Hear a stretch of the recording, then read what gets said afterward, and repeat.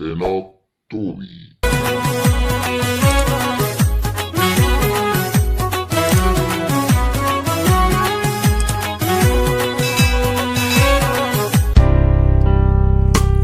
Afura kol kollo umadat koftako Sinnati chape fame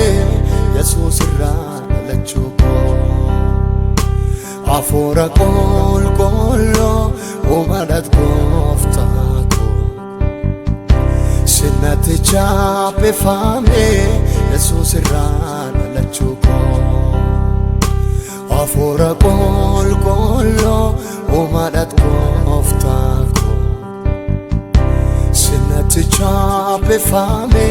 Jesus irralachuko Arrasena gaggeessa gara dhugaa hundaatti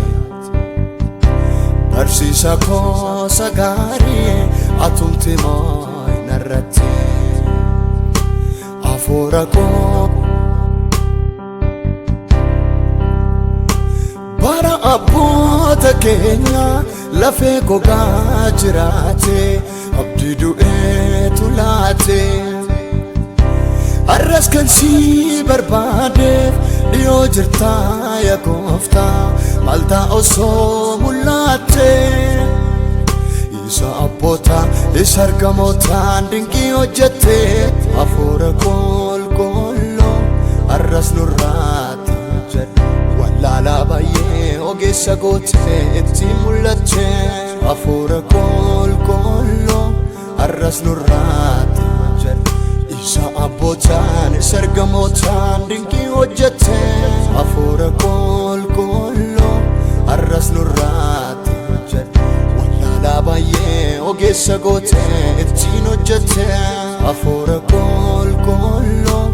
arras nurraatti jedhe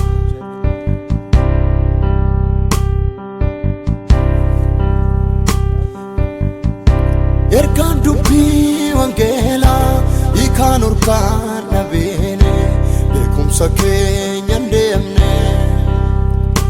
Gowwummaa Waaqayyoodha beekaa namaarra caalaa nutis isaa fayyine Ergaan dubbii wangeelaa hiikaan urgaan dhabeene beekumsa keenya hin deemne Gowwummaa Waaqayyoodha beekaa namaarra caalaa nutis isaa fayyine Inni sodaataan goofticha ganee siin gootame Afura kol kollo arras nurraatti jedhe Ife dukkanni sammuun dhalootaa siin qaroome Afura kol kollo arras nurraatti jedhe Inni sodaataan goofticha ganee siin gootame Afura kol kollo arras nurraatti jedhe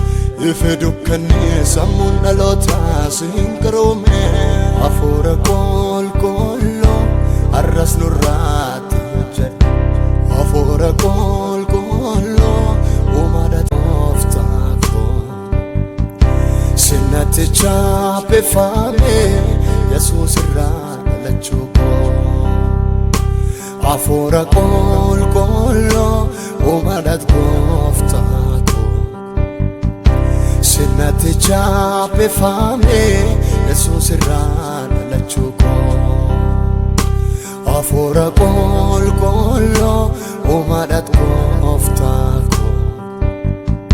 Sinnati chape fame Jesus irralachuko Arrasena gaggeessa gara dhugaa hundaatti Barsiisa koo sagaarii atumti moo'inarratti